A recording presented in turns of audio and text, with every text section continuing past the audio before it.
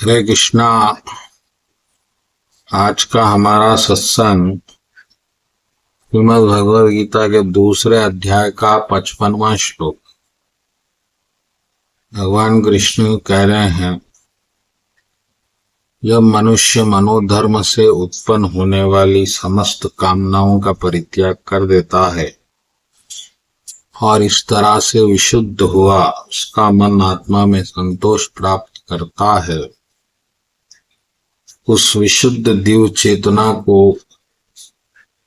स्थित प्रज्ञ कहा जाता है।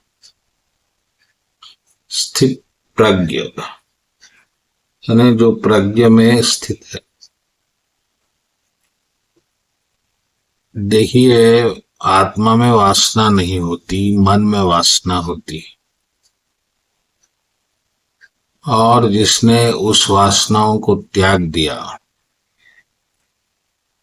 वासनाओं को त्याग दिया का अर्थ है अब वो उसके सुख का साधन नहीं रहे। ऐसा व्यक्ति स्थित प्रज्ञ कहा जाता है। हमारे मन की अपनी सुख की वस्तुएं हैं, किसी को स्त्री में, किसी को पुरुष में, किसी को जुए में, किसी को धन में, किसी को सत्ता में, किसी को अलग अलग मन के सुख है,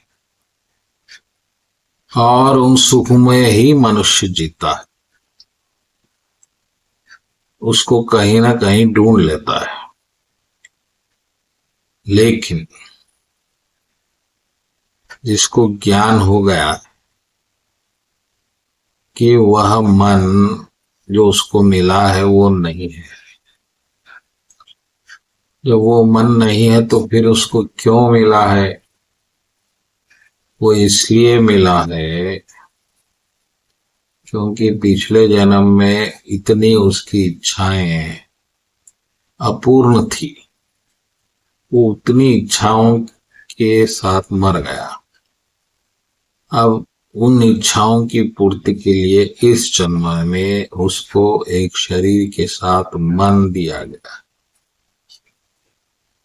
अब वो मन में जिएगा, इच्छाओं की पूर्ति करेगा, फिर मरेगा, फिर कुछ इच्छाएं अधूरी रह जाएंगी, फिर वो इच्छाओं के लिए फिर एक मन मिलेगा।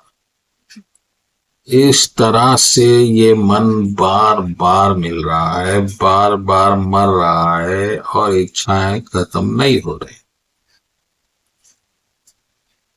और इसी कारण आत्मा खो गई है, क्योंकि आत्मा का तो अब कोई अस्तित्व ही नहीं रहा।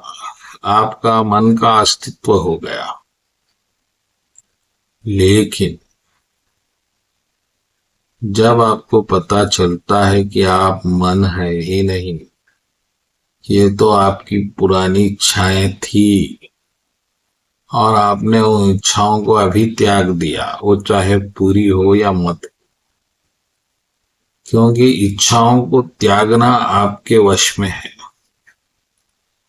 मन को आप त्याग नहीं सकते इस जन्म में, इच्छाएं त्याग सकते, और जैसा ही इच्छाएं त्याग देंगे तो मन तो व्यर्थ हो जाएगा। अब वो क्या करेगा जब आप उसको चाह ही नहीं रहे, उन वासनाओं को? वो तो बिन बेकार हो जाएंगे। तो ऐसा व्यक्ति स्थित प्रज्ञ होता है, क्योंकि उसका अब संतोष उसके अपने स्वरूप, आत्म स्वरूप में होता है। यानी वो जो सहज आनंद है बिना वासनाओं का, उसमें वो तृप्त हो जाता है। और फिर सहज आनंद के साथ भक्ति का आनंद भी उसे मिलता है।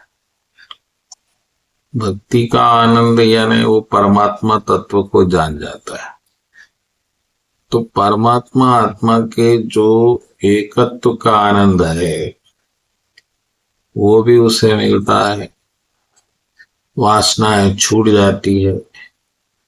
तो ऐसा व्यक्ति स्थित प्रज्ञ है, जो प्रज्ञ की स्थिति में ठहर जाता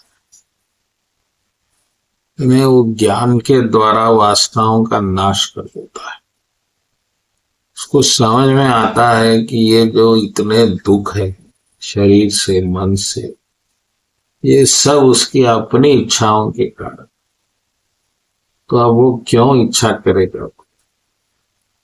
इस तरह से वो इन दुखों से दूर होके अपने आत्मा में स्थित होके परमात्मा की सेवा यानी भक्ति में लग जाए। बोलो कृष्ण कन्हैया की लाल।